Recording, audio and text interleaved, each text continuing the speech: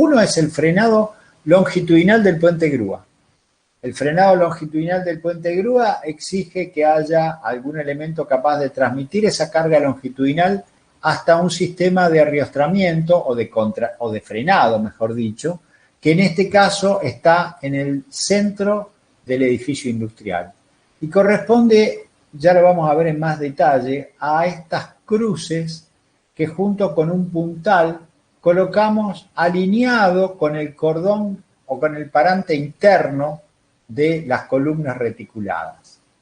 Si lo quisiéramos ver en nuestro trabajo práctico, lo que tendríamos es que alineado a la viga de rodadura, tenemos una línea de puntales que podrían eventualmente ser eliminados y esa misma función la podría cumplir la viga carrilera. Eso inclusive es una decisión que puede tomar cada uno en el trabajo práctico, pero básicamente si yo hago un corte y miro qué pasa en esta altura, en estos 6,75 metros, donde después apoya la viga carrilera, me encontraría con esta situación. Una viga simplemente apoyada que en el centro del edificio tiene además como estructura complementaria, en este caso esta cruz, estas dos barras de solo tracción, denominada Cruz de San Andrés, que va a tomar las cargas longitudinales que se producen por frenado del puente grúa. Si yo quiero que cada viga del puente grúa sea un elemento apoyo fijo, apoyo móvil, libero los apoyos, uno de los apoyos de cada viga de rodadura, lo que tengo que agregar es un puntal exactamente a nivel del capitel, y ese puntal es una barra que puede trabajar a tracción o a compresión, va a trasladar la carga de frenado. Supongamos que el puente grúa frene en el primer paño. Bueno, ese frenado se lo podría trasladar o por la misma viga de rodadura o por un elemento auxiliar que me permitiría eventualmente desarmar, hacer un mantenimiento donde quito algunos de los tramos de la viga de rodadura y la estructura en su conjunto sigue siendo estable, porque gracias a este puntal y gracias a esta reticulado formada por estas dos barras de solo tracción, logro una estructura longitudinalmente estable. Vuelvo al apunte anterior y entonces, como decía yo recién, el plano correspondiente a los parantes internos es longitudinalmente estable, porque esos puntales o eventualmente la misma viga de rodadura y esa cruz de frenado permite tomar entonces no solo las cargas de frenado del puente grúa, sino que también le dan la estabilidad al cordón interno. Sin esa cruz, los parantes internos de la estructura serían todos inestables, porque yo necesito que este perfil doble T que forma el parante interno tenga acotada su longitud de pandeo y su estabilidad con algún punto de arriostramiento. De lo contrario, la única alternativa sería que funcione a su vez como una barra empotrado libre, y eso sería totalmente antieconómico e ineficiente. Bueno, por favor, como le pido a todas las clases, seamos puntuales a la hora de conectarnos, así no tengo que ir para atrás y para adelante con las imágenes del apunte. Bien. Entonces, decía, de esa forma yo resuelvo la estabilidad dándole un punto que pertenece a un reticulado, dándole un apoyo longitudinal a nivel del capitel a todos los parantes internos. Ahora, la otra carga que claramente yo debo transmitir a las fundaciones, que debo tomar, son las fuerzas de presión o de succión que el viento impone en los frentes del edificio, tanto en el frente como en el contrafrente. Ambas cargas, cuando el viento sopla longitudinalmente, deben ser transmitidas y en ese orden, primero, las encargadas de tomar el viento son las correas. Las correas que yo pongo en el frente, que en este caso las pongo desde el parante externo a la columna de frontis o desde la columna principal de frontis hasta esta falsa columna de frontis que está justo sobre el portón.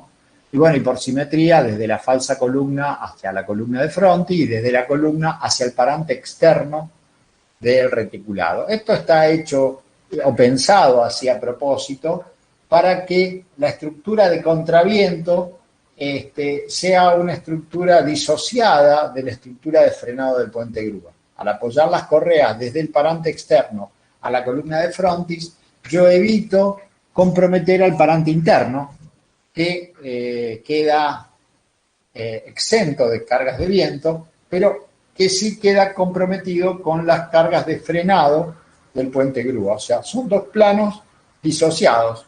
En rigor, esto en el trabajo práctico está hecho fundamentalmente para simplificar el análisis, para que ustedes puedan hacer dos análisis simples en forma independiente. En realidad no hay una prohibición o limitación al respecto.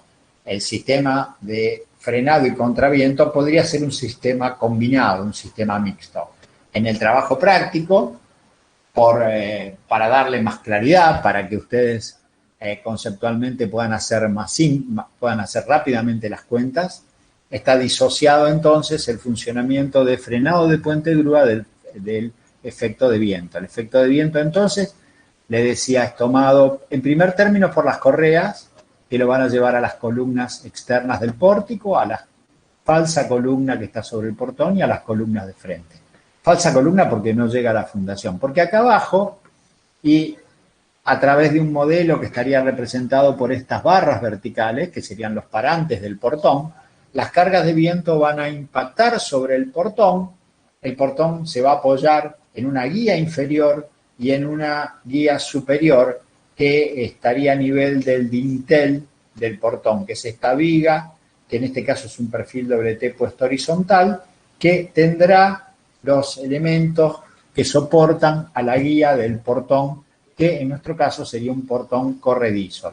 Estas son 4 hojas de portón que se podrían correr, bueno, hacia la derecha o hacia la izquierda, o eventualmente se podrían solapar 2 hojas con este primer vano de correas que tenemos a la izquierda y estas 2 hojas con este otro vano que tenemos a la derecha. Entonces, el viento actúa colocando presión sobre las correas o succión o sobre el portón y las correas reaccionan sobre la viga dintel y sobre las columnas de frente, y estas columnas de frente tienen a su vez que soportar esos efectos. Claramente, la altura de estas columnas, la necesidad de estabilizar longitudinalmente el edificio, hace que no sea recomendable que funcionen como elementos empotrados libres. Yo acá tendría una columna, bueno, vamos a ver, por ejemplo, en el trabajo práctico, para darle dimensiones al frontis, para tener una idea más clara. Tendrías columnas que tienen más de 10, unos 11 metros, algo más de 11 metros de altura, que si yo pretendo que trabajen solamente empotradas en la fundación, seguramente sean muy poco eficientes. Entonces, acá viene el segundo truco. ¿Qué hago yo con la carga que va a parar a estas columnas de frente y en determinada medida también a esta falsa columna de frente, esta que no llega a la fundación? ¿Qué hago con las cargas longitudinales? Bueno, además de, obviamente, apoyar las columnas en la fundación, donde puedo optar por una articulación o un empotramiento, coloco una serie de puntales que van a ir transmitiendo la tracción o la compresión que se produce por reacción a la acción del viento en las columnas de frente Y esos puntales o tensores finalmente van a llegar hasta este sistema reticulado espacial, que está formado por los puntales o tensores que les había mencionado y por barras que en este caso son barras de solo tracción. Son perfiles redondos o perfiles ángulos que al comprimirse pandean y no toman carga, pero que si yo los someto a tracción tienen una buena capacidad, tienen una buena respuesta. Elementos muy esbeltos que básicamente trabajan solo a tracción. ¿Qué ocurre? Entonces, la necesidad de tomar esas cargas longitudinales se resuelve con un reticulado que acá en el techo lo llamamos contraviento, porque fundamentalmente lo que está haciendo es formar dos cordones, que serían los cordones superiores del reticulado principal, y diagonales, que forman esas barras de solo tracción, y montantes, que son en definitiva los puntales que van a lo largo de todo el sistema de contraviento. Esa viga de contraviento reacciona sobre una viga de contraviento lateral o un pórtico de contraviento lateral que está formado a su vez por puntales, los parantes externos de las columnas y las bayonetas y cruces laterales, en este caso de contraviento. Si lo veo en el trabajo práctico, yo me estoy refiriendo en el techo, a este sistema donde una serie de diagonales de solo tracción junto con montantes y los cordones superiores del techo transforman en una viga que reacciona sobre lo que sería el lateral, esto que estoy viendo ahora, donde, bueno, tenemos las cruces de solo tracción, un puntal a nivel del alero, o sea, donde se junta el techo con el lateral, y otro puntal que está a nivel del capitel, que es el punto donde termina la bayoneta y comienza la columna reticulada. Así yo logro tomar las cargas longitudinales y darle a la estructura la necesaria, el necesario arriostramiento para que las longitudes de pandeo fuera del plano del pórtico estén debidamente limitadas, y eso dé lugar a un diseño económico, un diseño razonable. Entonces, ¿qué pasa? Así como yo tomé con estos reticulados fuerzas longitudinales, también estos reticulados me permiten que las longitudes de pandeo de los cordones, por ejemplo, de la viga de techo, estén asociados a estas longitudes donde se materializaron estos sistemas de contraviento tanto de techo como laterales. Bien. Para cualquiera de estos sistemas espaciales de arriostramiento, contraviento o frenado, hay distintas soluciones y distintas ubicaciones posibles.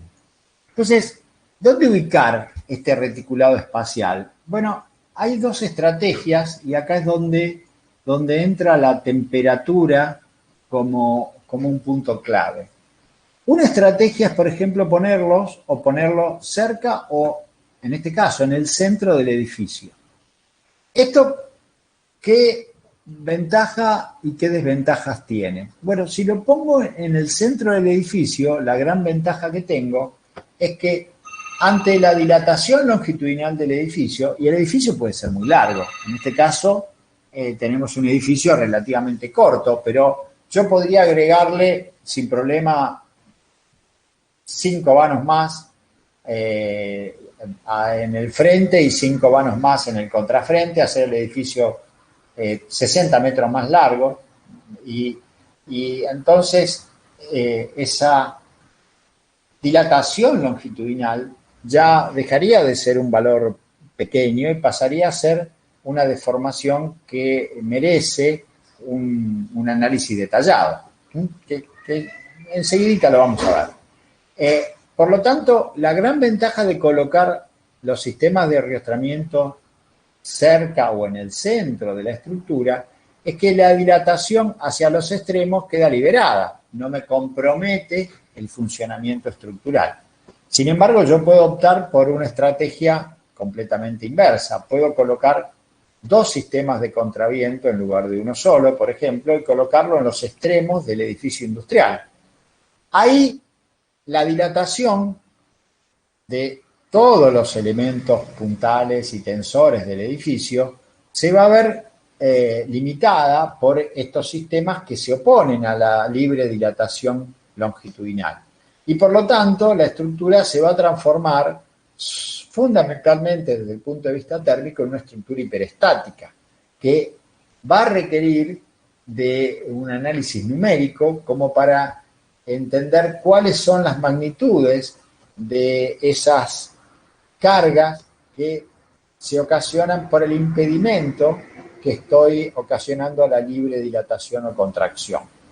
La gran ventaja de colocarlos en los extremos es que como las cargas más importantes, que son las cargas de viento, se dan en el frente y en el contrafrente, no tengo la necesidad de trasladar esa magnitud importante de cargas, las reacciones de las columnas de frente, no tengo necesidad de trasladarla con puntales hasta la viga de contraviento, sino que solamente la mayor exigencia del puntal se va a dar en el primer tramo, si es en el primer tramo donde estoy colocando los contravientos.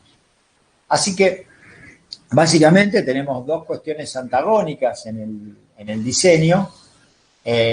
Una estrategia que va a ser la del trabajo práctico, es colocar los sistemas de contraviento, arriostramiento y frenado en el centro del galpón y permitir la libre dilatación.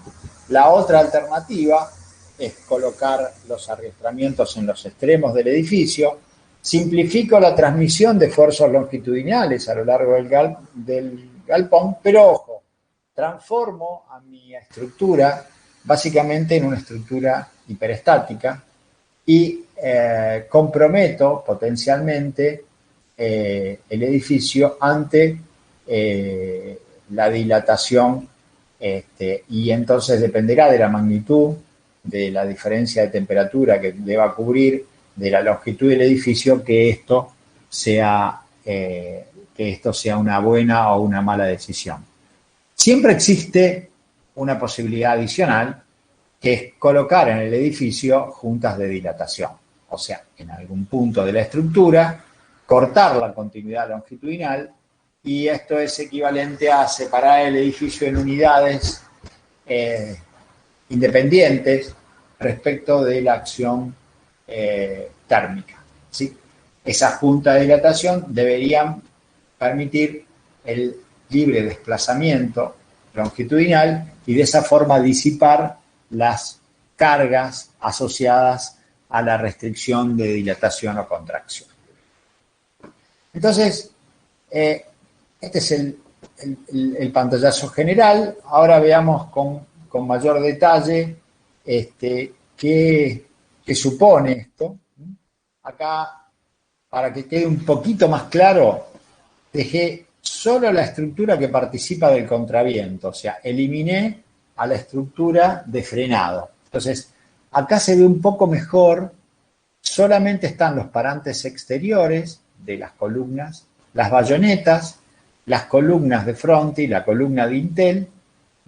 Están puestas a propósito los elementos que toman las correas que van a parar al parante externo, entonces, y estas cruces juntos con los puntales y con los cordones o bayonetas y parantes de las columnas forman el reticulado espacial que decimos nosotros es la estructura de contraviento. Claramente acá se ve mejor, esto está en el centro del galpón y permite que haya una libre dilatación hacia los dos extremos. Si, por ejemplo, el viento actuase desde este frente hacia aquel contrafrente en la dirección en que yo lo estoy marcando acá con el mouse, a ver, vamos a ver si podemos dibujar, compartir, proteger, comentar, ¿dónde está? Quiero dibujarles una flechita, me parece que para eso tengo que habilitar Comentario. A ver, acá tenemos una flecha. Ahí está. Cuando el viento va en esa dirección, se ve la flechita, ¿no? Sí, se ve. Bueno, fíjense, ¿qué va a ocurrir? Para un viento en esta dirección hay compresión sobre este parante y succión sobre este frente y succión sobre el contrafrente. Y entonces las barras que dejé dibujadas son las barras que trabajan a tracción, las diagonales que quedan traccionadas. Se comprimen los montantes y esta estructura se transforma en este reticulado espacial que es capaz de tomar esas cargas longitudinales. Algo parecido pasaría en el parante interno si en la misma dirección frena el puente grúa. Ahora vamos a volver sobre este esquema. Entonces, esto es el reticulado espacial que debemos resolver para resolver lo que llamamos contravientos, o sea, una estructura que toma las cargas de viento que se dan en el frente y en el contrafrente, en este caso las dos, porque es una sola estructura combinada que toma ambos esfuerzos, ambas acciones, y las lleva a través de la tracción en las diagonales, la compresión en los puntales y el trabajo de los parantes, bayonetas y cordones de lo que es el pórtico principal a las fundaciones. Bien. ¿Qué pasa con la temperatura? ¿Por qué poner un arriestramiento en el medio? ¿Cuál es la magnitud potencial de estas acciones térmicas? Bueno, en primer lugar, hay un parámetro clave en todo esto, que es el coeficiente de dilatación térmica del acero, 1,2 por 10 a la menos 5 en grados Celsius, en grado Kelvin, es lo mismo porque es un valor relativo. Esa magnitud es prácticamente la misma que para el hormigón, y esto lo comento porque es el secreto por el cual funciona bien el hormigón armado, porque hay una muy pequeña diferencia en la dilatación del hormigón y del acero. Las magnitudes puestas en juego por una deformación térmica no son despreciables. Esto es lo que por unidad de longitud se deforma por cada grado de temperatura, una barra de acero.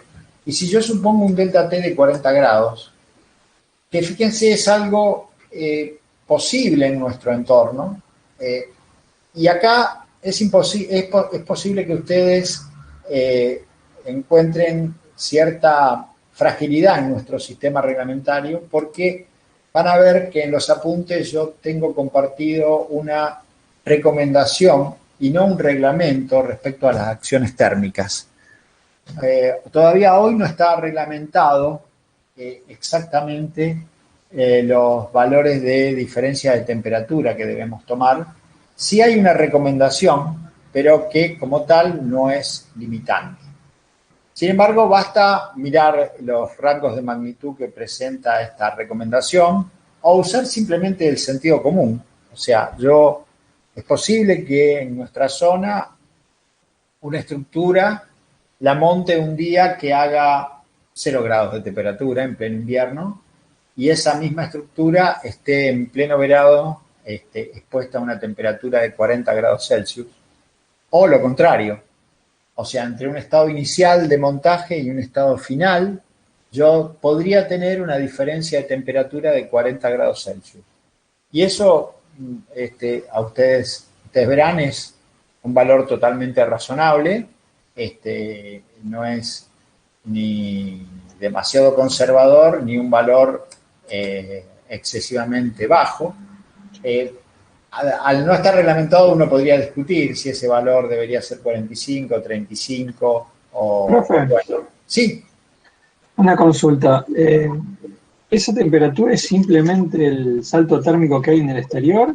¿O a veces también considera, porque no es lo mismo que sea un galpón para guardar vehículos que abajo tenga una fundición? Me refiero Por supuesto, que el salto térmico es enorme. Correcto, yo lo simplifiqué como hacemos habitualmente. Un poco esto está simplificado en lo que a ustedes les atañe, que sería el trabajo práctico.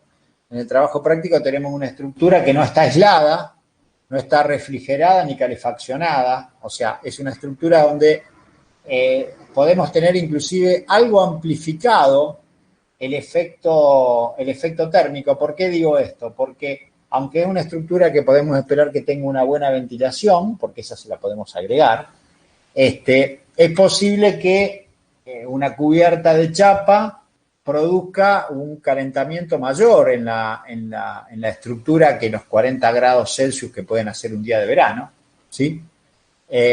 Y por lo tanto es una estructura que está expuesta a diferencias de temperatura significativas.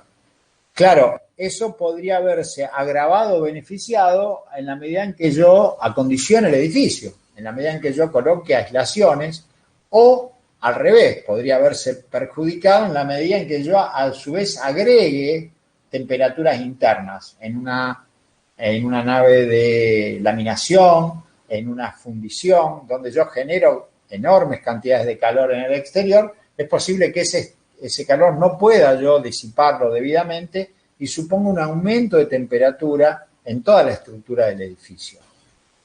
Además, como vieron ustedes en la estructura, también potencialmente podríamos tener distintas temperaturas, por ejemplo, en el cordón exterior que en el cordón interior, y eso supone también un estado particular de temperatura. Vamos a pensar en nuestro caso, la estructura no es una estructura que está aislada, y entonces por eso la propuesta de trabajar con este valor de 40 grados Celsius. Al no haber una especificación concreta, ¿qué ocurre? Como ingenieros, en cada obra en particular nos tenemos que preguntar qué está pasando, o sea, cuál es el rango de temperaturas que podría estar cubriendo todo o parte de la estructura. En nuestro caso vamos a considerarlo como una variable general, que toda la estructura se pueda llegar a enfriar o a calentar en este rango de tensiones, en este delta T, ¿sí? Estamos de acuerdo que no es una temperatura absoluta, es la diferencia entre un estado inicial y un posible estado final, para decirlo más sencillamente, entre el estado que yo tenía cuando monté la estructura y el que se va a encontrar en distintos momentos de su vida útil. Así que, bueno, tu observación es totalmente válida. O sea, lamentablemente no, porque en realidad no hace falta que esté todo reglamentado. Ahí quizás hay una justificación, y es que justamente el tema del establecimiento de la diferencia de temperatura quizás es muy difícil de generalizar, no solo por las localidades dentro de nuestro territorio, sino además por las particularidades que puede tener cada obra. O sea, es cierto que es un tema que tiene muy diversas aristas que cubrir y, bueno, acá solamente lo que estamos haciendo es tratando de darle un orden de magnitud para que ustedes entiendan la complejidad que puede tener en el resultado de la estructura este tipo de acción. O sea, por ejemplo, una diferencia de temperatura de 40 grados Celsius que ustedes verán es algo totalmente posible, totalmente razonable. Bien, si aceptamos, como es en el trabajo práctico, que tenemos que soportar 40 grados de calentamiento o enfriamiento como delta T, lo que nos estamos enfrentando es a una deformación. Si esa dilatación se va a dar con libertad, o sea, si no hay nada que impida la dilatación, que en definitiva serían compresiones o tracciones que las están reprimiendo, encontramos que esa deformación para 40 grados Celsius es de 4,8 por 10 a la menos 4. ¿Qué quiere decir esto? Que para cada 10 metros de longitud que tenga una parte, una barra de la estructura, yo tengo que asumir que tengo aproximadamente medio centímetro de dilatación. O sea, la dilatación no es una magnitud despreciable. O sea, es una magnitud de consideración. O sea, es medio centímetro por cada 10 metros de longitud. Entonces, vamos a ver qué supone esta deformación, o sea, qué tan complicado resultaría querer reprimirla. O sea, ¿qué pasa si yo coloco una barra de acero con una diferencia de 40 grados de temperatura, o sea, la enfrío o la caliento 40 grados, y la coloco entre dos apoyos indeformables, entre dos extremos donde no permito esa libre dilatación? Entonces yo tendría básicamente que trabajar con el mismo épsilon, con la misma deformación específica, deformación por unidad de longitud, y como el módulo de elasticidad del acero, lo sabemos, es 200.000 kilos por centímetro cuadrado, podría despejar entonces cuál es la tensión que debo yo soportar en el material y la reacción que esto va a producir en los apoyos por impedir esta libre dilatación de 40 grados. Bueno, ahí no importa la longitud de la estructura, este es un valor totalmente teórico. 9,6 kilonewton por centímetro cuadrado sería la tensión de tracción o compresión a la que se ve sometida. Entonces, acá tenemos el primer punto de importancia. Fíjense que estoy prácticamente en un valor que es cercano a la mitad de la capacidad que tiene la sección por fluencia. O sea, es una tensión muy importante. Es un valor que, bueno, será aproximadamente el 40% de la tensión de fluencia para un acero F24. O sea, querer impedir totalmente la dilatación, querer luchar contra la dilatación, es algo que nos traería en general esfuerzos muy grandes que comprometería al diseño estructural, que traería acciones de magnitud, digamos, o sea, estaría entre los principales estados de carga si yo no hago algo para que parte de esta deformación sea libre, no esté totalmente impedida. Claro, volvamos a nuestro sistema longitudinal de arrastramiento. Bueno, no tenemos nada de esto, porque longitudinalmente estamos dejando que se deforme. Entonces, delta T longitudinalmente no nos va a traer ningún problema. Pero, ojo, porque pusimos un solo sistema de arrastramiento en el centro del edificio. Esta es la relación más o menos entre la viga del techo y las columnas, ¿sí? Más o menos, ¿sí? Yo, si tengo un pórtico que está empotrado en ambos extremos y tengo una viga en el techo, y a la viga esa de 20 metros de luz la someto a un calentamiento o a un enfriamiento de 40 grados Celsius, lo que va a ocurrir es que los 10 metros que había dicho yo, que es el centro, dilate 4,8 milímetros o 4,8 milímetros para ambos extremos, lo cual supone, frente a la altura de la columna, una distorsión de la altura dividido 2000. Bueno, seguramente esa distorsión no sea condicionante en el diseño. ¿Por qué? Porque la columna y sobre todo la bayoneta es relativamente flexible. Seguramente por acción del viento se deforme más que esta magnitud. Por acción de frenado del puente grúa también. Y por lo tanto, cuando yo considere el estado de carga de delta T, que no se combina con todos los otros estados directamente, ahora vamos a ver cómo lo hace, bueno, no sea tan gravoso. En otras palabras, nuestro pórtico es hiperestático. Las estructuras hiperestáticas sufren la diferencia de temperatura. La única forma de evitar que la estructura se vea afectada por el delta T es hacer una estructura isostática. En este caso, yo necesitaría, bueno, articular, por ejemplo, los dos extremos de las columnas y uno de los empotramientos para que la estructura esa se transforme en una estructura isostática. La estructura isostática no va a tener ninguna acción debido al delta T, se va a deformar libremente, pero va a ser muy ineficiente para tomar las cargas de viento y las cargas de frenado del puente grúa. Entonces, en estos casos no me queda otro remedio que procesar el pórtico, y es lo que van a tener que hacer ustedes cuando veamos la parte de pórtico, con el delta T que estamos pidiendo, con los 40 grados Celsius.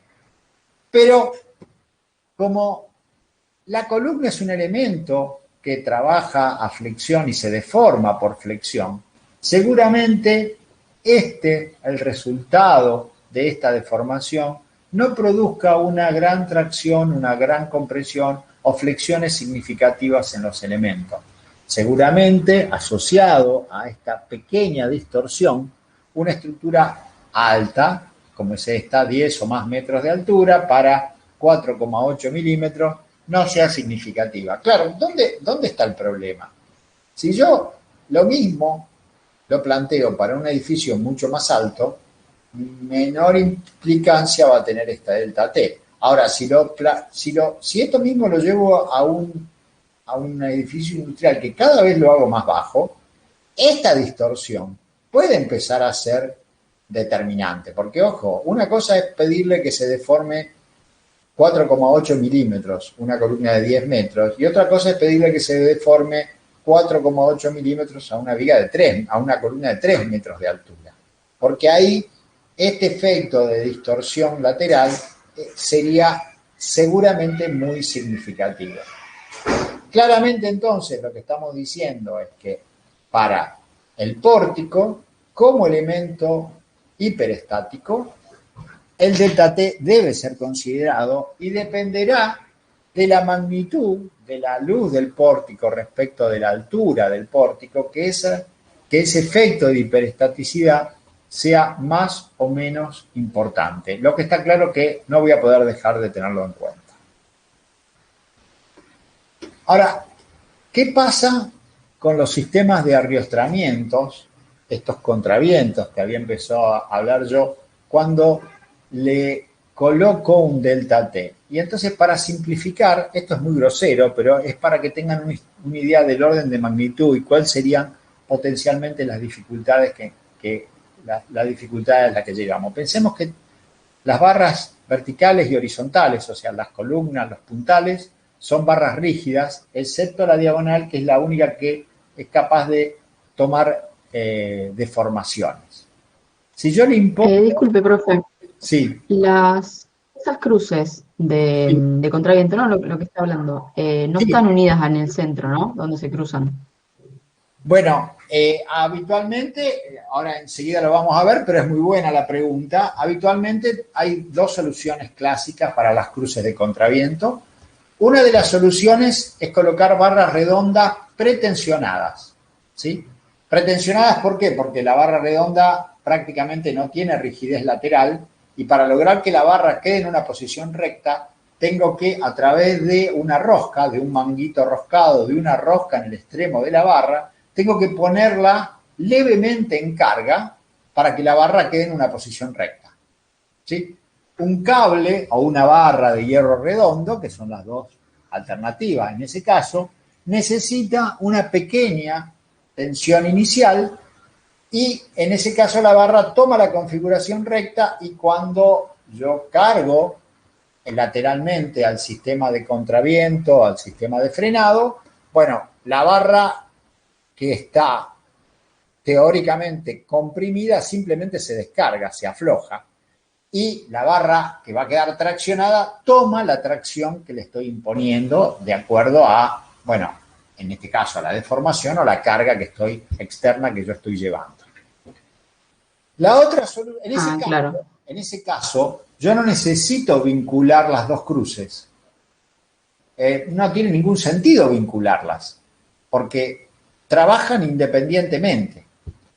La otra alternativa, que también es muy usada para resolver este problema, es colocar para las cruces perfiles ángulos. En general, perfiles ángulos simples, ¿sí? Ahora, el perfil ángulo simple, yo no, si bien teóricamente podría hacer algún invento para lograrlo, no puedo pretensionarlo. Normalmente lo voy a abulonar o a soldar en sus extremos, generalmente a abulonarlo. Voy a abulonar un ala del ángulo a la chapa de nudo en la fundación o arriba en el capitel o en alguna parte de la estructura. Ahora, ¿qué ocurre? El ángulo ya no es una estructura pretraccionada y por lo tanto, si bien tiene mayor inercia, tiende a deformarse por peso propio. La norma, para que esa deformación no influya en la respuesta a tracción, lo que me pide es que las barras traccionadas tengan esbelteces menores de 300. Entonces ahí, para justamente limitar la deformación de peso propio y lograr que la barra entre en ese estándar donde la máxima esbeltez es menor que 300, me conviene colocar los ángulos uno opuesto respecto del otro y vincularlos en el medio.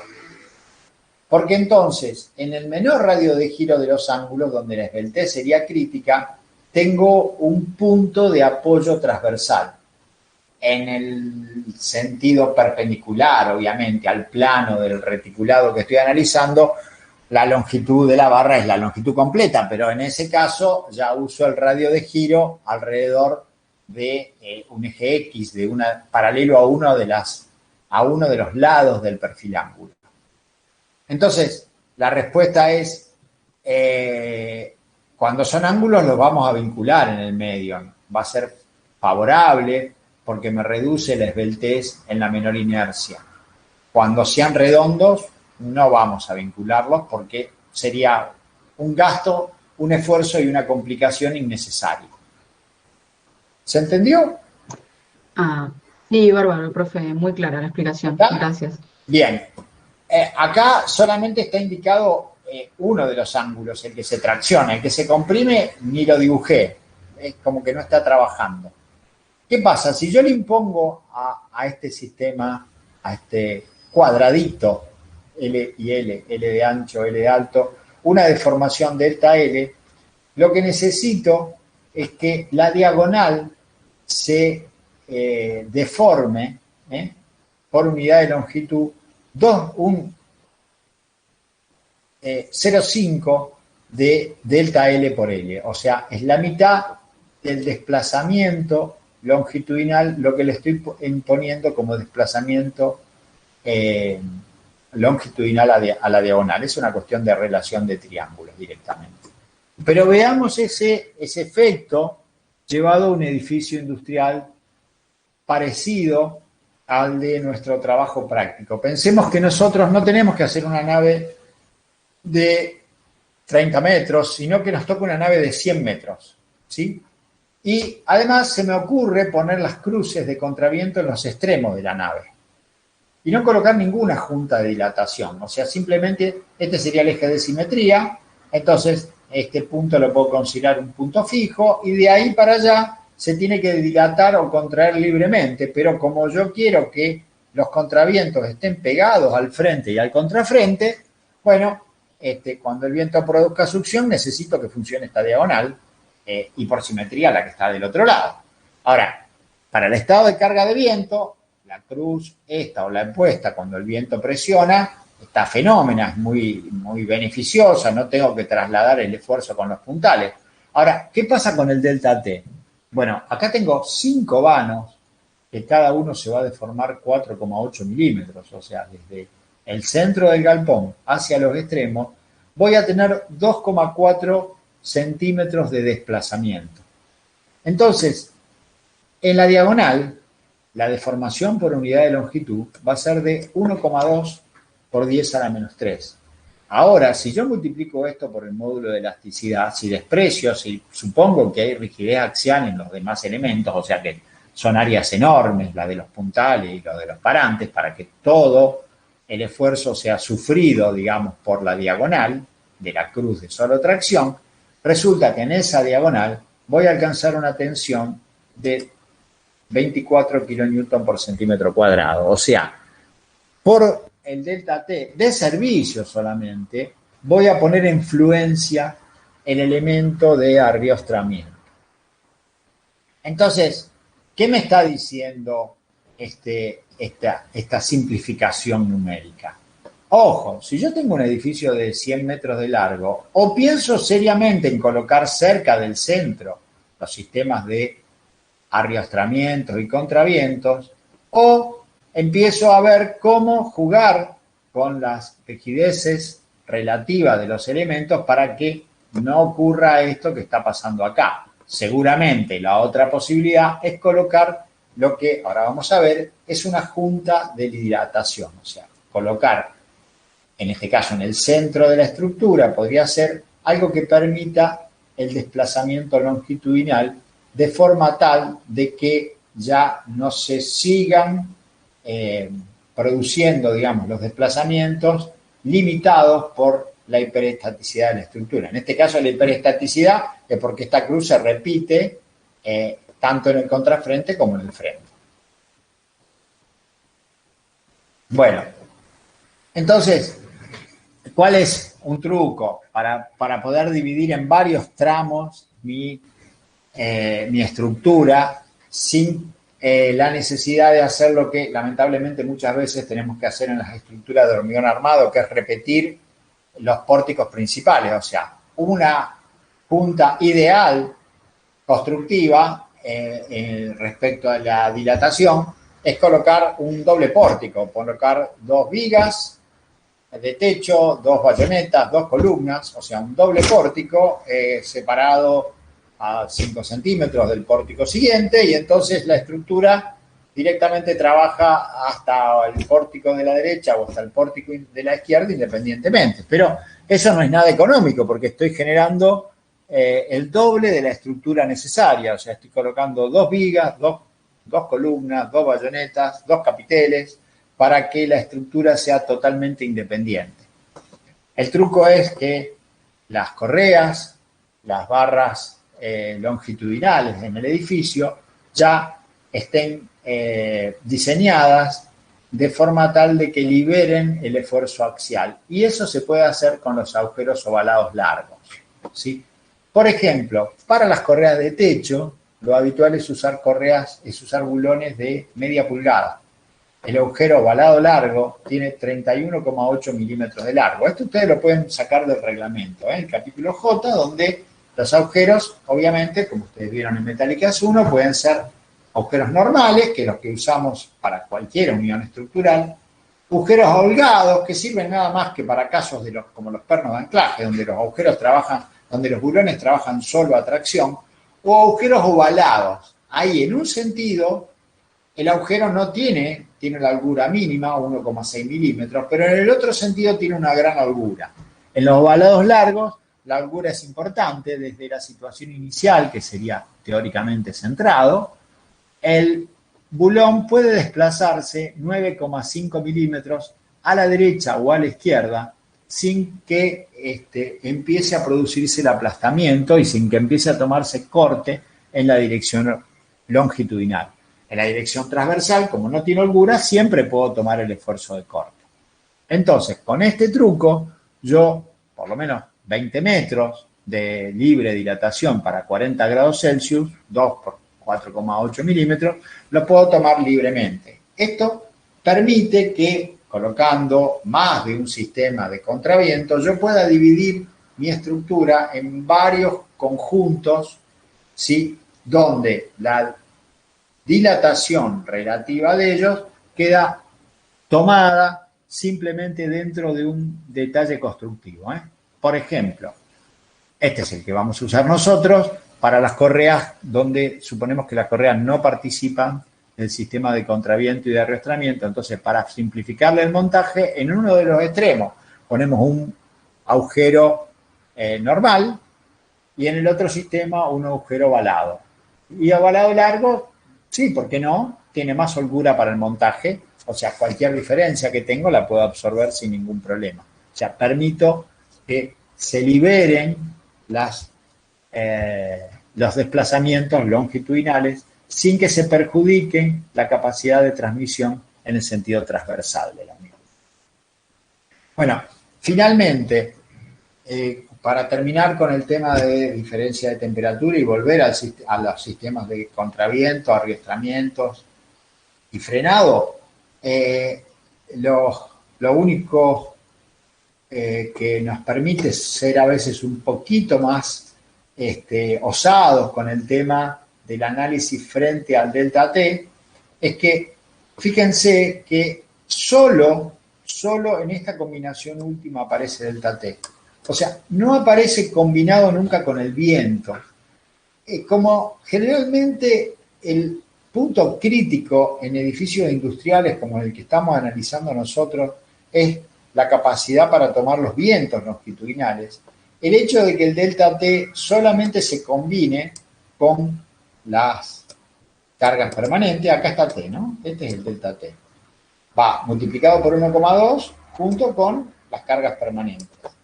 Después va multiplicado por 1,6 TL, en este caso podría ser perfectamente las distintas acciones posibles de puente grúa, y con un factor de 0,5 en este caso también, de la carga de techo o la nieve o la lluvia.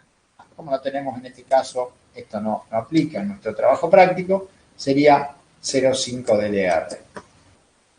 Bueno, es una combinación a tener en cuenta, pero como van a ver ustedes en el trabajo práctico, en general este efecto no resulta determinante con las consideraciones que hicimos. O sea, hay que tenerlo en cuenta, pero no es el factor más importante y seguramente la mayoría de los elementos estén más comprometidos por la acción del viento y en las combinaciones donde actúa el viento no aparece el delta T.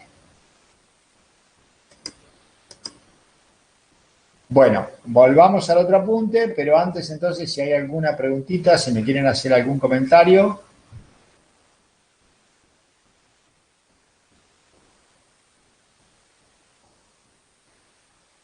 A ver, les voy a hacer un resumen brutal del delta T. El delta T es muy fácil de modelar, ya que lo incluimos dentro de los procesos de análisis de estructuras que hacemos con cualquiera de los software disponibles. O sea, hoy por hoy, todos los programas comerciales permiten incluir el delta T y un delta T global es lo más fácil que hacer. Uno toma todos los elementos de la estructura y le aplica el delta T y eso lo constituye en un estado de carga que después lo combina con los otros estados de carga según las combinaciones últimas y de servicio que me pide el reglamento. Ahora, desde el punto de vista conceptual, ¿qué sabemos? Las estructuras isostáticas no se ven afectados por el delta T y por lo tanto no hace falta ni siquiera incluirlo en el cálculo porque no vamos a tener un resultado numérico. Simplemente la estructura a través del delta T se va a deformar, pero como es isostática, eso no cambia las acciones, las reacciones, ni ninguno de los parámetros que nos ocupan en el dimensionamiento. En cambio, en las estructuras hiperestáticas, definitivamente lo tengo que tener en cuenta. Para nuestro edificio industrial, claramente, longitudinalmente el edificio se ha transformado en un edificio básicamente isostático. La dilatación se va a dar libremente hacia el frente y hacia el contrafrente, pero transversalmente, cuando analice los pórticos, voy a tener, como vimos recién, un acortamiento o alargamiento de la viga de techo, fundamentalmente, que va a impactar deformando la bayoneta y la columna en forma positiva o negativa.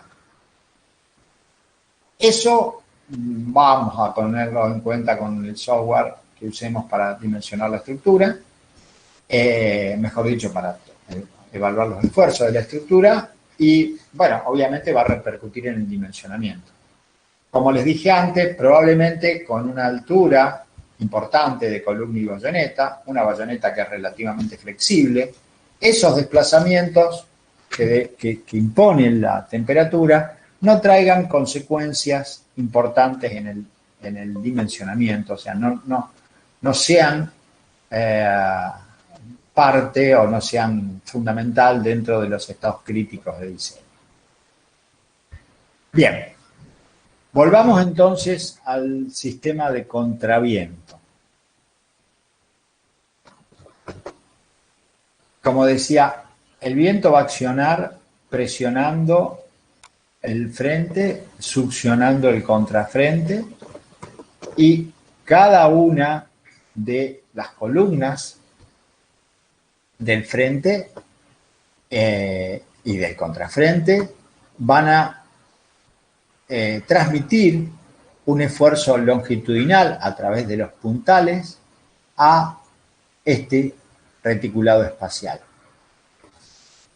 Ahora, ¿cómo dimensiono este reticulado espacial? Bueno, en principio, la regla general es que uno hace el modelo plano de cada pórtico, después agrega las singularidades de frente y contrafrente, todo el sistema de puntales y de cruces, y procesa la estructura como una estructura espacial. Y por lo tanto, la solución en general la obtiene directamente del software de cálculo. A nosotros nos va a faltar un poco de tiempo para hacer eso. Ustedes tienen que poder ir acercándose al dimensionamiento y por suerte los puntales y las diagonales directamente los podemos tomar a través de cuentas muy simples que hacen a la capacidad de tomar las resultantes de acciones que deben tomar las diagonales y los puntales, ¿sí? Las barras horizontales en estos reticulados espaciales. Fíjense, las que están designadas con RF1, RF2, RF3 y RF4 son las reacciones del frontis para el parante intermedio, para el parante del alero, para el parante de la columna de frontis, para el parante de la falsa columna. Con la F es del frente, con la C del contraviento. En un caso tengo fuerzas de presión, en el otro caso tengo fuerzas de fricción. Acá los puntales comprimidos hasta estos nudos del reticulado y acá vienen todos traccionados hasta estos otros nudos. Ahora, si yo quiero calcular en cualquier diagonal el esfuerzo para dimensionar, bueno, el puntal y después dimensionar la diagonal, bueno, es muy simple la cuenta. Es una cuestión de, por simetría de nuestra estructura, de sumar directamente reacciones. O sea, por ejemplo, si quiero la diagonal más exigida o eventualmente el puntal más exigido a compresión, lo que tengo que sumar es una vez RF1 más R2F más RTF más la mitad, esto está en el centro, de R4F, acá está sobre 2, más los de contraviento, RC1, R1C, R2C, R3C, la mitad de R4C, y si lo que quiero es en lugar del puntal evaluar la diagonal, lo multiplico por la longitud de la diagonal y lo divido por la longitud del puntal LP. Y obviamente es la única posibilidad que tengo de tomar el corte al nivel de la fundación. Entonces, con una cuenta muy simple, básica, de análisis estructural, ¿sí? Con la fórmula elemental de resultante de tracción, proyectando entonces el esfuerzo total de corte, puedo calcular esta y de la misma forma cualquiera de los esfuerzos que van a ir por los puntales o las diagonales de mi sistema de contraviento de frenado. Entonces, los puntales los diseñaré a compresión frente al pandeo. En el trabajo práctico y de vuelta con el ánimo de simplificar el análisis, nosotros tenemos que los puntales no van a ser en ningún caso correas o otros elementos que están sometidos a flexión, sino que son barras que agregamos a propósito. O sea, las correas son simplemente elementos que están forrando el edificio y tomando la chapa. No los aprovechamos para el contraviento. Entonces, para los puntales ponemos dos ángulos opuestos por el vértice empresillados, ¿sí? Y con las consideraciones de carga, simplemente reacciones de las columnas de frente, vamos a llegar al valor de la compresión en cada puntal y con el largo, que es la separación entre pórticos, los vamos a dimensionar el par de ángulos que corresponden. Para los contravientos, las diagonales son barras redondas con extremos rocados, o sea, barras redondas que pueda poner en tracción. Entonces, ahora vamos a ver cómo las dimensionamos. Para el frenado, la fuerza de frenado ya la conocen, porque es la fuerza de frenado del puente grúa. Ese frenado longitudinal lo vamos a tomar con ángulos en cruz también, en lo que son los puntales que van abajo de la viga, recorriendo en paralela a la viga de carrilera, ¿sí? Para, como dije antes, para poder eventualmente desarmar, quitar una viga carrilera sin que se ponga en juego la estabilidad lateral del edificio, ¿sí? Y las cruces van a ser de perfiles ángulo simple, y acá viene el comentario ese que hicimos ángulo, perfil de ángulo simple, pero ojo, en el medio los vinculamos para mejorar su esbeltez. Bueno, con estas consideraciones y la consideración que ya habíamos dicho, que las correas no formen parte del sistema de arriostramiento y contraviento, esto que es dato, repito, no es porque sea una cuestión óptima, sino lo que estamos tratando es de que sea claro la resolución del trabajo práctico y un poco más simple, que los temas no se solapen unos con otros. Las correas tienen siempre un apoyo fijo y uno móvil, entonces no toman esfuerzos axiales directamente. Tienen agujeros ovalados en uno de los extremos. Esos son datos del trabajo práctico. Bien. Vuelvo. ¿Por dónde vuelvo? Acá está. Entonces, decía, simplemente a través de las reacciones de las columnas de frente y contrafrente, voy a calcular el esfuerzo en cada puntal, en cada diagonal, en la diagonal por proyección directa de la resultante de corte que tengo en cada plano. Ahora, a la hora de comparar esta carga, que si usé las combinaciones últimas va a ser la carga última que tengo que cubrir con una carga de diseño, cuando hable de un hierro redondo, recordar que la capacidad es la menor entre 0,9 del área del hierro redondo por la tensión de fluencia del material, en este caso el F24. O 0,75 veces el factor de resistencia, 0,75 veces el área, porque acá 0,75 que multiplica FU, lo que está teniendo en cuenta es que el área está reducida por el filete de la rosca, y bueno, y en este caso, que es una verificación a rotura, la resistencia a tracción del acero, no la fluencia. El área siempre es el área nominal, es pi por el diámetro al cuadrado dividido 4. Mientras que para el ángulo, la verificación es el mínimo entre 0,9 del área por la tensión de fluencia y 0,75 del área eficaz. Y acá la dificultad, ¿cuál es? El área eficaz no la voy a conocer hasta que no defina cuántos bulones, qué longitud tiene la unión en total, dónde coloco los bulones, o qué cordón de soldadura dispongo, y bueno, multiplicado por la FU, por la resistencia a tracción del acero. Acá, bueno, en la primera aproximación lo que podemos poner es, bueno, un porcentaje del área total como área bruta, pero lamentablemente esto sí se nos vuelve un poco iterativo, porque hasta que no conozcamos cómo es la unión, no podemos determinar cuál es el área efectiva a tracción. Esto lo ven siempre del capítulo uniones en estructuras metálicas 1, ¿no? Hay un ejemplo de ángulos unidos a una chapa de nudo, sería exactamente lo mismo que vamos a transitar acá en el trabajo práctico, que por supuesto vamos a tener que calcular las uniones. Bueno, finalmente, y esto suele ser lo restrictivo, como los ángulos yo los voy a vincular en el centro, lo que voy a ver es que la longitud de la diagonal dividido el RX de un perfil ángulo sea menor que 300, pero vinculados en el medio, la longitud de la diagonal sobre 2 dividido el radio de giro de mínima inercia del perfil ángulo sea a su vez también menor que 300.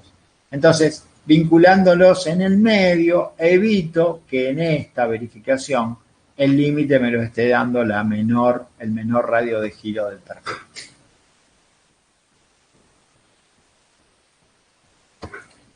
¿Cómo calcular la estructura de frente y contrafrente? Bueno, acá básicamente tenemos que ver cuál es la principal acción y cuál es el recorrido que van a hacer las cargas hasta llegar al contraviento. Entonces, este plano que supone el frente o el contrafrente del edificio tiene como principal acción la presión del viento sobre el mismo. En menor medida tengo que tomar algo de carga gravitacional y sobrecarga de cubierta y viento que a través de esta viga de frente va a pasar a este sistema donde vamos a ver puntal, que es la falsa columna, está a su vez arriostrado por dos cruces, ahora vamos a ver dibujada en detalle. Pero la principal acción es perpendicular al frente, perpendicular al plano del frente o del contrafrente. Y estos son los puntales o tensores que le dan esa estabilidad longitudinal junto con la capacidad flexional de sus columnas.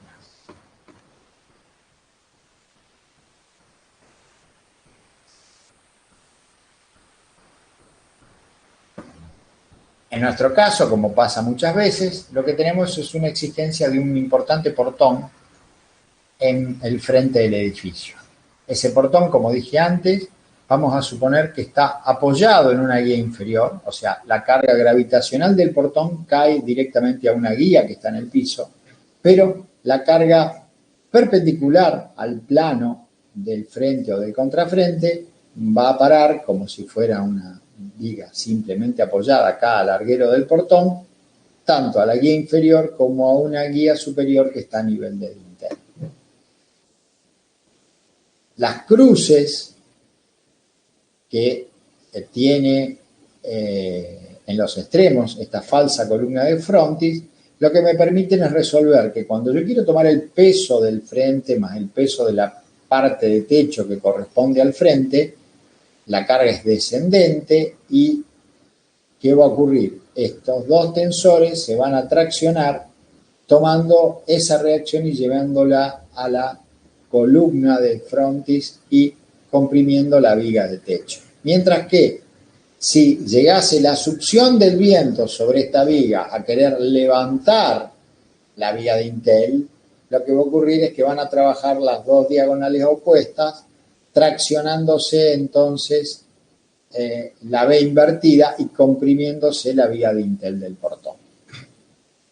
Vamos a suponer, no es la única forma, hay un apunte que después se lo voy a dejar para que lo vean ustedes, que el portón está apoyado en el piso y bueno, y después lateralmente tomado a nivel del dintel a través de esta viga horizontal que ahora vamos a ver en mayor detalle. Entonces, ¿qué pasa? Así se reparten las cargas. Las chapas que cierran el portón más las chapas que cierran el resto del frontis accionan sobre las correas y acá tendríamos lo que pasa a Barlovento y esas correas reaccionan sobre las estructuras del frente. Las columnas que ahora, la columna y la bayoneta que ahora están tomadas por la estructura lateral de contraviento, pero fundamentalmente la que tenemos que dimensionar ahora es la columna de frontis, la viga de dintel y la falsa viga de frontis. Entonces, ¿qué pasa? Empecemos gradualmente. Primero analizamos la viga falsa de frontis. Esa viga tiene que tomar la carga de las correas, tiene una longitud no arriostrada, que es la longitud total de la barra, el LB, y va a reaccionar con una carga sobre el sistema puntal de la cumbrera y otra carga sobre la viga de dintel. A su vez, esta reacción se le suma a las reacciones que el portón produce sobre la viga de dintel. Y entonces, esta viga de dintel, que está arriostrada en el medio por el puntal, con un LB que es la mitad de la longitud total, reacciona sobre las columnas de frontis. Estas dos columnas de frontis entonces toman la reacción de la viga de dintel más las correas que apoyan, la reacción de las correas que apoyan en ella y queda sometido a flexión entre el sistema de contraviento y la fundación. Con dos tramos que verificar, un LB1 en la parte inferior hasta la altura del dintel y del dintel hasta el techo, hasta la cubierta, con otra longitud no arriostrada LB2.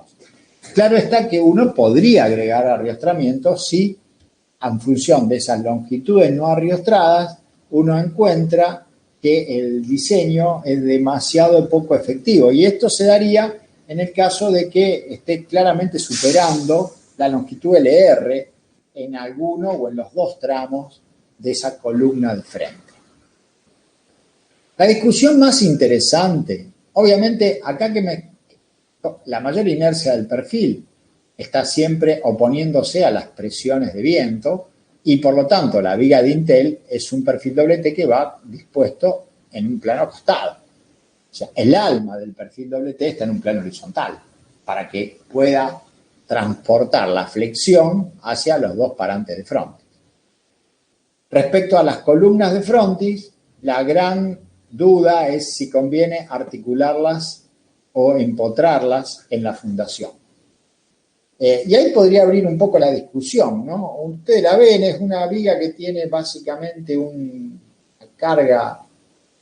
Eliminemos el portón, pensamos que son todas columnas de frente iguales que llegan desde el plano superior del techo, donde tiene el arriostramiento, hasta el empotramiento. ¿Qué les parece que funcionaría mejor? ¿Una columna articulada, como es el caso del trabajo práctico, o una columna empotrada articulada?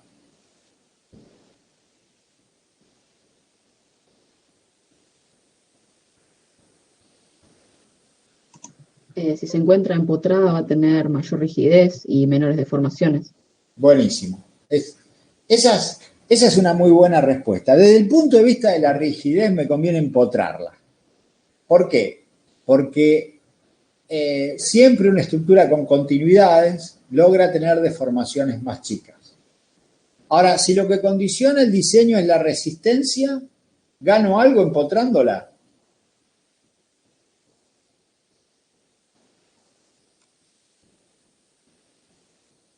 Para ayudarles al razonamiento. No, para mí al contrario. Exacto. Si vos lo articulás, justamente haces que tome menos fuerza. No, lo más prolijo sería decir, supongamos que son todas columnas iguales, ¿no? Que no hay esta singularidad de la viga de Intel para que sea más fácil el análisis. Si no, el análisis vale de todas maneras. Una columna articulada, una viga articulada o una viga empotrada articulada. ¿Qué diferencias tienen si la carga es una carga uniforme? Respecto del momento máximo que debo yo soportar. Bueno, en la viga apoyada, el momento máximo es Q por L cuadrado sobre 8 en el tramo. ¿Verdad? Sí. Pero la viga empotrada articulada en el apoyo tiene exactamente el mismo momento. El momento sigue siendo Q por L cuadrado sobre 8.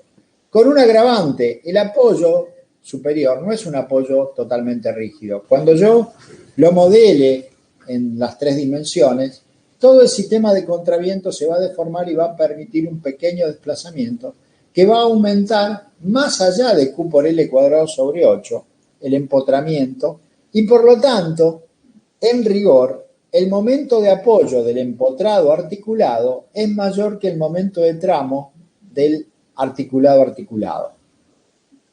Por lo tanto, desde el punto de vista de la resistencia, no conviene empotrarlo. Del punto de vista de la deformación, sí conviene empotrarlo. La gran desventaja de empotrarlo es que además de tener que gastar en el dimensionamiento de más, yo le voy a imponer un empotramiento que supone una placa de anclaje, pernos de anclaje y una base capaz de tomar ese empotramiento, mientras que una columna de frontis que no tiene empotramiento tiene muy pequeña carga vertical de succión o de presión y tiene solamente que transmitir un esfuerzo de corte. Por lo tanto, de una fundación mínima, en el caso de la articulación, paso a una fundación, digamos, importante en el caso del empotramiento. Para el caso del trabajo práctico, yo les recomiendo, para simplificar el análisis nuevamente, que piensen en que las columnas de frontis son articuladas frente a la acción longitudinal del viento.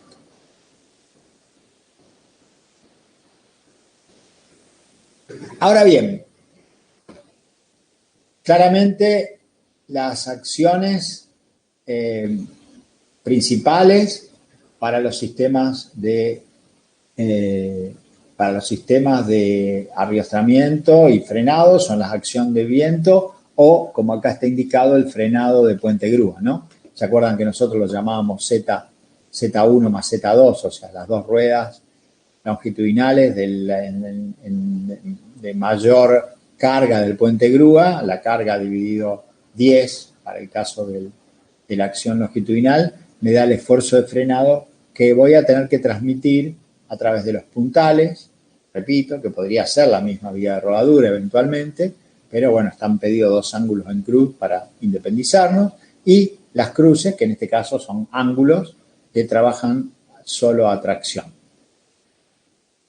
Eso da lugar a la acción para lo que sería el frenado de puente grúa. Pero hay otro sistema que estoy obviando y que hace falta considerar, que es el sistema de arriostramiento. Porque yo estoy considerando que, por ejemplo, el cordón inferior de la estructura está arriostrado cada 6 metros aproximadamente. Creo que justo en el trabajo práctico es exactamente 6 metros. ¿Y qué supone ese arriostramiento? Supone que una estructura es capaz de impedir que ese punto se desplace lateralmente, para lo cual el reglamento me impone una carga de cálculo equivalente o carga de arriostramiento, que es la máxima compresión, en este caso del cordón inferior, dividido 100. Tengo que imponer una pequeña carguita perpendicular al elemento que estoy arriostrando, igual a la compresión sobre 100 para, con esa carga de compresión, verificar el sistema de arriostramiento. Y esa carga de compresión me va a servir para dimensionar, en este caso, los puntales que van en el plano del cordón inferior del reticulado. En el ejemplo que vemos acá en el apunte, todos esos puntos son en principio desplazables lateralmente. Entonces, para poder darle la estabilidad longitudinal, lo que agrego son estos diafragmas en los planos verticales entre el arriostramiento de contraviento del plano superior y el arriostramiento del plano del cordón inferior que estoy queriendo lograr. O sea, a su vez, en este ejemplo coloqué 3 elementos adicionales, estos 3 diafragmas, que llevan la estabilidad del cordón inferior, que necesita ser arrastrada, al cordón superior. En el trabajo práctico, ese esquema es algo distinto, porque simplemente elimino los diafragmas, pongo cada 6 metros en el plano del cordón inferior, pongo estos puntales que llegan hasta las columnas de frontis. Entonces, esta carga del centésimo de la fuerza máxima que recibe el parante inferior es llevada por tracción o compresión hasta las columnas de frontis. Y en las columnas de frontis, ustedes verán, hay colocados unas pequeñas indicaciones, puntos, rayitas, como quieran llamarlos, ¿sí? Estos que son los puntos que considera arriostrado van a llevar en definitiva cargas que se van a sumar a las cargas de viento en estos 3 puntos, en la falsa columna de frontis y en las 2 columnas de frontis principales.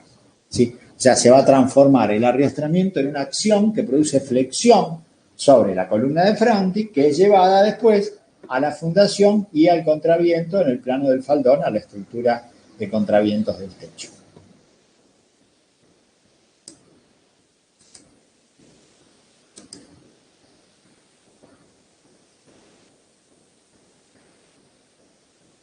El sistema de contravientos y frenado suele ser más complejo a medida que yo requiero mayor capacidad de carga y mayor rigidez. Estas estructuras formadas por cruces de solo tracción son naturalmente muy deformables, porque como solo pongo barras traccionadas para tomar el corte a través de diagonales que son de pequeña área porque solamente tienen que ser capaces de tomar el esfuerzo de tracción, en general son sistemas que resultan demasiado deformables. Uno de los trucos más eficientes para que se reduzca significativamente la magnitud de la deformación longitudinal, ¿sí?, por capacidad de rigidez longitudinal del puente grúa o por limitación en la deformación total del edificio, yo tengo que hacerlo es cambiando ese sistema de barras de solo tracción por barras que funcionan alternadamente a tracción y a compresión, pero que deben tomar la compresión también para que esto sea estable. Y esto es lo que vemos dibujado acá, que se llaman K o sistemas en K de arrastramiento. Son K giradas 90 grados, ¿no es cierto? O sea, para verla como K hay que girarlo 90 grados, hay que ponerlo, hay que acostarlo el dibujo. Pero estos sistemas de arrastramiento en K, entonces, ante un esfuerzo longitudinal, lo que producen es compresión en un parante horizontal y tracción en el opuesto, y al revés, tracción en una diagonal y compresión en la diagonal opuesta. Si son simétricos, es muy fácil porque por simetría acá solamente, como no hay cargas verticales en este nudo, los valores de tracción y compresión deben ser iguales y es la mitad de la carga proyectada en la K, lo que me permite dimensionar rápidamente el valor de tracción y de compresión. Pero entonces, estos sistemas en K, ¿qué ocurre? Dan lugar a sistemas con mucha menor deformación, también sistemas más caros y robustos, porque desde el momento en que cada barra para uno u otro estado de carga puede estar comprimida, ya las esbelteces de la barra no pueden superar una esbeltez igual a 200. Entonces, las barras terminan tomando todas cargas, no como en el caso de la Cruz de San Andrés, que la que se comprime no trabaja más. Acá todas trabajan, eso aumenta notablemente la rigidez. Además, al no tener que pandear, al tener limitada la esbeltez, son barras mucho más robustas, y esto da lugar a que estos sistemas de contraviento o frenado en K sean mucho más rígidos que los sistemas simplemente en cruz. Bueno, no es el caso del trabajo práctico, pero vamos a ver ejemplos más adelante donde estos sistemas son los adecuados. Por el contrario, esto sería lo que tenemos en el trabajo práctico, y esta es la proporción, o sea, elementos muy esbeltos que toman los esfuerzos de tracción y entonces las cargas son estabilizadas, pero con deformaciones significativas porque, bueno, justamente son pequeñas las áreas puestas en juego para que verifique esa capacidad de frenado o de contraviento que tiene el edificio industrial. Bueno, este tema no, por supuesto, no entra solo conceptualmente lo que vimos de temperatura, pero todo lo que vimos de frente, que supone dimensionar elementos a flexión, básicamente. El frontis es básicamente el diseño de columnas a flexión. Las reacciones de esas columnas son parantes que trabajan a tracción y compresión, y por lo tanto el estado crítico va a ser la compresión, y diagonales que como proyección de esos esfuerzos de corte tienen que recibir la tracción.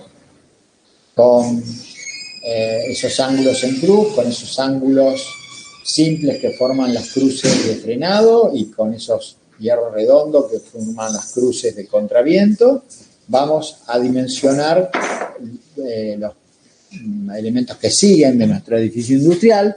Pero bueno, antes que eso, tenemos en el corto plazo la corrección de trabajo práctico. Ahora vamos a hacer un pequeño descanso y después van a empezar con la corrección de trabajo práctico, que involucra lo que hicimos hasta la clase pasada, obviamente.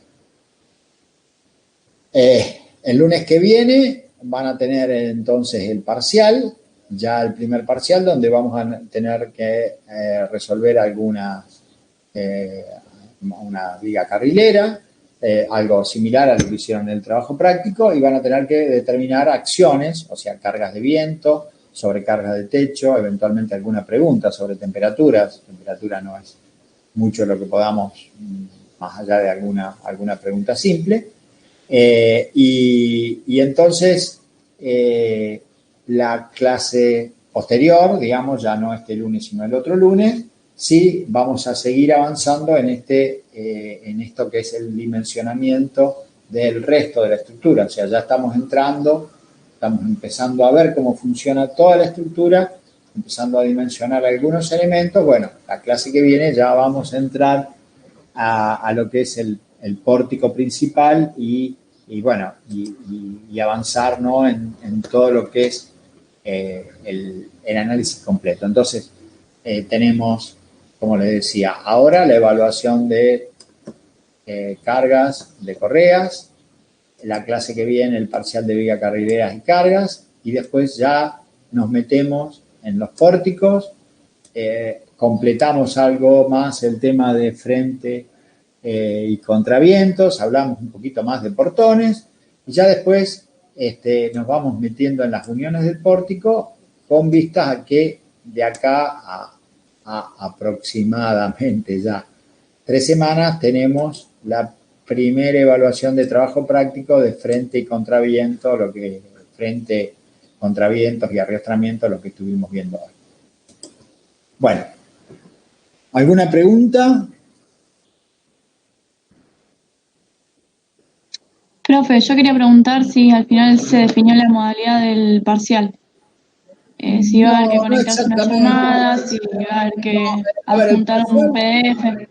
Sí, el parcial seguramente ustedes tengan que entregar un archivo de respuesta, porque la página esta del campus es bastante incómoda para armar formularios. Lo más probable es que haya un archivo Excel que ustedes tengan que devolver.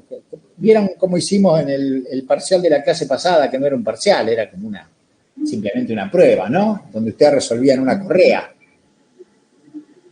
Bueno, sí. Lo más probable es que sea una modalidad de ese tipo, donde ustedes entreguen un resultado numérico, digamos, en una planilla Excel, y eventualmente lo que le podemos pedir es el respaldo en PDF de lo que hicieron manualmente, digamos, ¿sí?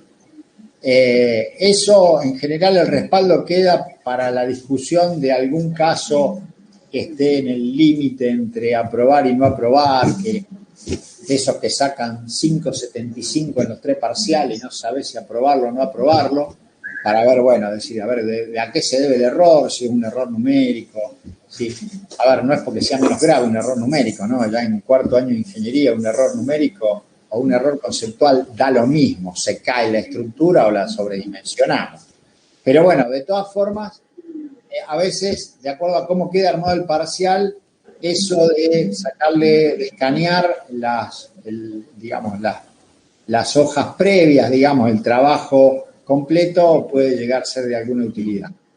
Básicamente, por lo que estuvimos viendo hasta ahora de cómo funciona este campus virtual, me parece que por el lado de devolver un Excel está la forma más fácil de completar el parcial. Algo parecido a lo que fue lo de la clase pasada, que lo usamos como muestra. Acuérdense siempre esto de tener un debido margen, o sea, le vamos a dar tiempo de más, como para que cuando faltan 15 minutos ya estén entregando, no dejar a última hora para entregar el parcial por las dificultades que puede tener la plataforma. Buenísimo, gracias. Bueno, entonces yo me despido ahora porque ya... Profe, una última consulta. Sí. Ahí estaba mirando la planificación. El parcial, entonces el primer parcial de la semana que viene incluye todo viga carrilera y carga de viento y temperatura, LR, digamos. Hasta ahí. Sí, exacto, tal cual. Porque chapa y correa queda para el otro, listo. Correa queda para el otro por una cuestión de extensión, porque si no nos queda demasiado largo el parcial. Sí, ese era mi miedo. Y viga carrilera es numéricamente extenso, porque que está la fatiga, que está la carga concentrada, que está la verificación a flexión oblicua, que el análisis de carga. Entonces, el ejercicio, si no, se hace demasiado largo, y entonces, bueno, la verdad que como lo que pretendemos es que ustedes hagan en el parcial, bueno, no entra Correa, queda para la clase, para el parcial que viene. Ok, perfecto. Bueno, entonces me despido, así hacen un pequeño descansito y después se conecta cada cual a su grupo de TP. Una última cosa, profe, ¿el horario del examen va a ser a las 13:45? Seguramente. En realidad, seguramente Andrés les esté escribiendo ya, o Emanuel o Ignacio en estos próximos días para informarles exactamente esto, pero el horario, ustedes prevean el mismo horario de clase, o sea, de 13:45 hasta aproximadamente las 6 de la tarde, es el rango que tiene el parcial. Más allá de que empiece 15 minutos después y termine 15 minutos antes, normalmente le damos un poquito menos para no llegar hasta la última hora, no sea tan largo el parcial. Pero bueno, más es ese entorno. Muy bien, gracias. Bueno, hasta luego.